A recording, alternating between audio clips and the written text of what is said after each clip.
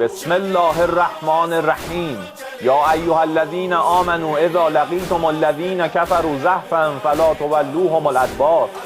رئیس جمهور تروریست آمریکا در ادامه رفتار تجاوزکارانه و ناامن‌سازی جهانی تهدید کرده است که اگر ایران تنگه هرمز را باز نکند، نیروگاه‌های ایران را هدف قرار خواهد داد. بارها گفته ایم که تنگه هرمز فقط روی دشمن و ترددهای با ضرر بسته است و هنوز به طور کامل بسته نشده است و تحت کنترل هوشمند ماست و عبور و مرور بی ضرر تحت ضوابط خاصی متضمن امنیت و منافع ما انجام می شود.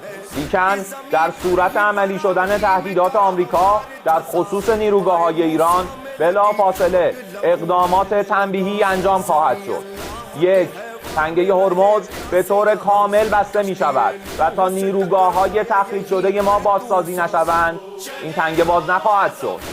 2. همه نیروگاه‌های برق، زیرساخت‌های انرژی و فناوری اطلاعات رژیم صهیونیستی به طور گسترده هدف قرار خواهند گرفت. 3. همه شرکت‌های مشابه در منطقه که سهامدار آمریکایی دارند به طور کامل تخریب خواهند شد. 4. نیروگاه‌های برق کشورهای منطقه که میزبان پایگاه آمریکا هستند هدف مشروع خواهند بود. همه چیز برای جهاد بزرگ با هدف نابودی کامل کلیه منافع اقتصادی آمریکا در منطقه غرب آسیا آماده است.